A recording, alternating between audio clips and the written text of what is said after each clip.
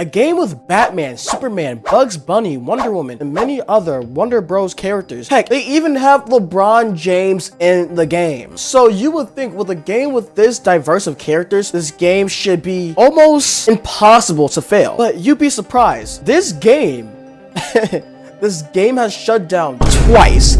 And there's rumors that this game's gonna come back again. So what game am I talking about? If you haven't gotten the hit, if you haven't been, smelling what I'm shitting right now, I'm talking about Multiversus. So on paper, Multiversus looked like the perfect Super Smash Bros. Killer. Everyone was calling it that, and honestly, I believed it at first. Okay, I'd be like, I didn't believe it, but I just thought it was gonna give it some competition. One, it was more accessible than Super Smash Bros. Super Smash Bros. You had to buy a Nintendo Switch, and many people did not have that kind of money on them at hand. And plus, the game was free and basically on all platforms but Switch. Surprise? I think not. Not at all. Within weeks, including myself, millions of players were on this game. This game seemed untouchable. Streamers couldn't stop talking about it. Warner Bros. Believed they found their Fortnite, their GTA, their Red Dead Redemption. They thought they had that forever game. But only after a few years. No, not even. After a couple months, the game shut down. And mysteriously, it went away.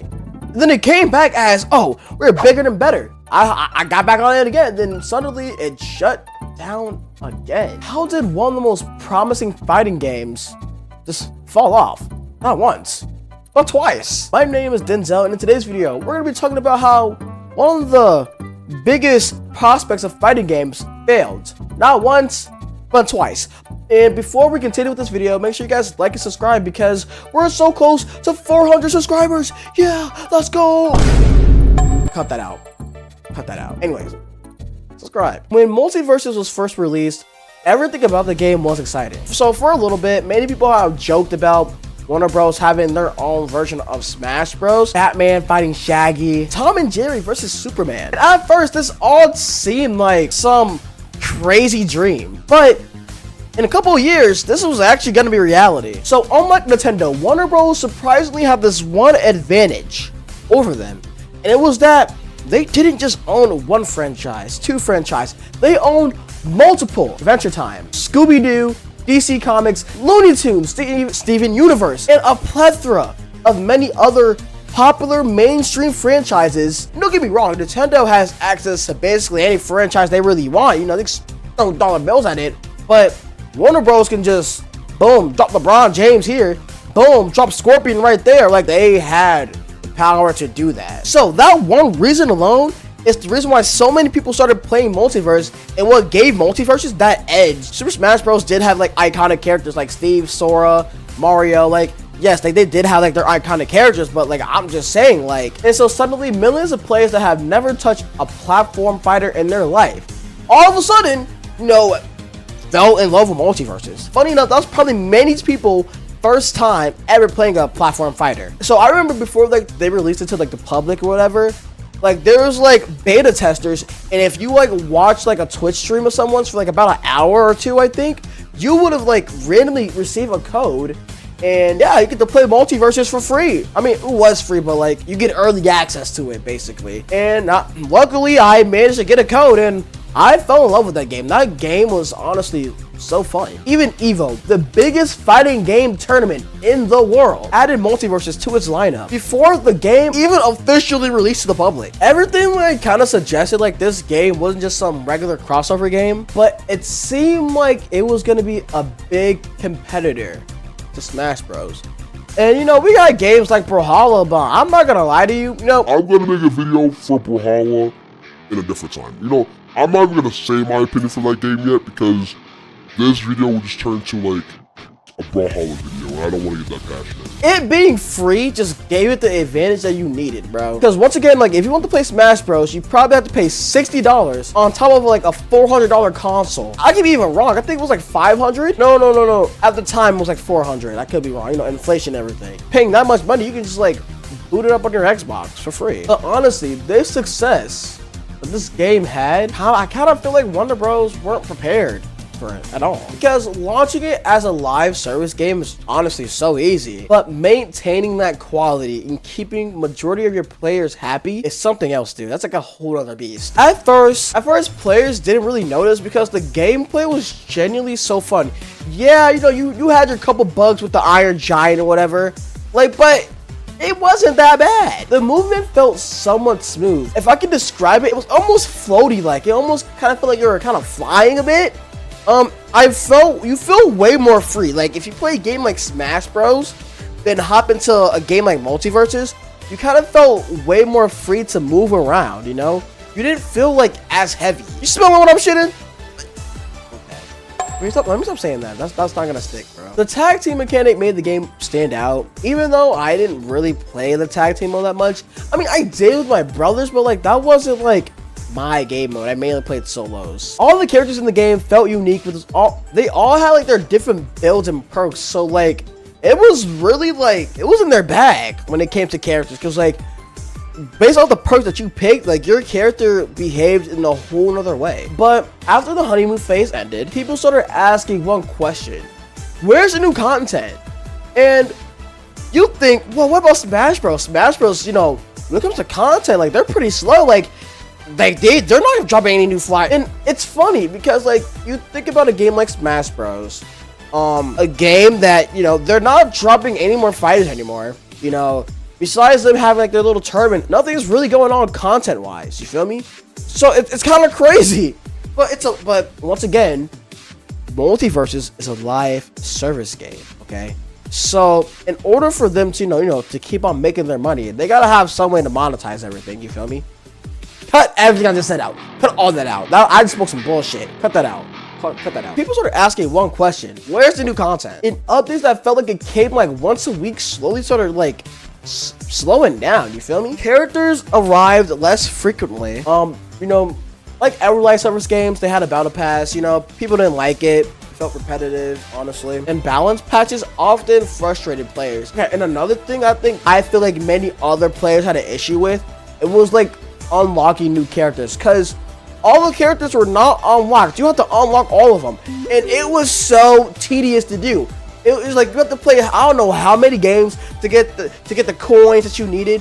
And like if you wanted to like speed run and get those characters, you can spend money on it. That's how they got majority of their money, that and battle passes. But genuinely, it was so frustrating wanting to try out a new character, but you were scared to spend your currency on that character because you're like, wait, maybe I won't like them, you feel me? Yes, you can go on training mode, but like for people who just want to test out a bunch of characters on live mode, having to like grind hours just to unlock one character was tedious enough. And honestly, that was the reason why I left, because I just got tired of grinding for different characters that I wanted to play on online way. Because I don't know about you, but when I play a fighting game, I want to have access to my characters, okay? Unless you're like have like some fire story mode on where you unlock characters over time the more you play the story mode. I don't want to hear it, pal. Give me my characters. And then came other problems like communication issues that they had. The developers were regularly promised all these changes and these and all these improvements to their game, but like we never saw them. They're like the toxic ex that promised to like get better, but like they never did. So like it was like the cycle would be like, oh, we're gonna get better, and then the community's like, okay, we trust you, daddy, and then it didn't get it better. It was getting worse, you feel me? It was getting worse, and eventually we just got sick of it. We finally had the balls to be like, you know what? Peace out, homie. And we just left. Hear me out. A minute only takes so much BS until they just walk away. Okay? And that's what happened. The player count freaking dropped. It was like a month in. The game was like a month or two old. Boom! That thing just dropped. Creators started to move on as the scene for that game started to get way smaller. And the excitement that Multiverse had slowly started to disappear. And then Warner Bros. Made a decision that genuinely shocked everyone. Instead of continuing the project, make the game better, giving people a reason to come back, a $64.8 billion, yes would it be, decided to shut it down because they weren't making profit off it.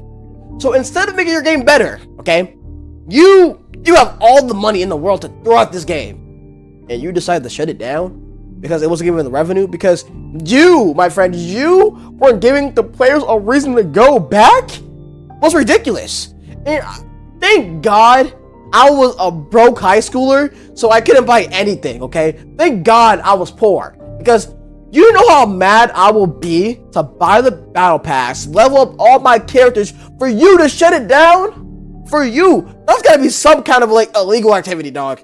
That's gotta be like, is that illegal? Someone let me know in chat, bro. Chat? No. In the comments. Dude, I'm not streaming. What am I doing?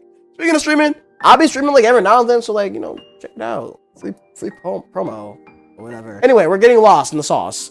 Let's get back to the topic. So yeah, they decided to close down the game. The beta ended. Everyone was pretty upset about it, including me, because like, why not improve your game?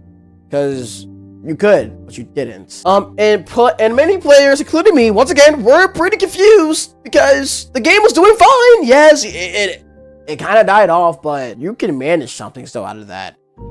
And most assume the beta is gonna receive updates, you know, like the game's not fully done yet, so like everyone, you know, hold your panties, the game's gonna get better. Instead, the game vanished, and then for nearly a year, silence. You didn't hear anything about the game. This was honestly one of the most strangest decisions we ever seen from a live service game. And momentum is everything. Once you like slow down and you lose momentum, it's honestly pretty hard to gain it back. Like, you have to do something pretty insane for, you know, to get that momentum back, dog. And Multiversus lost the biggest momentum that it was given it.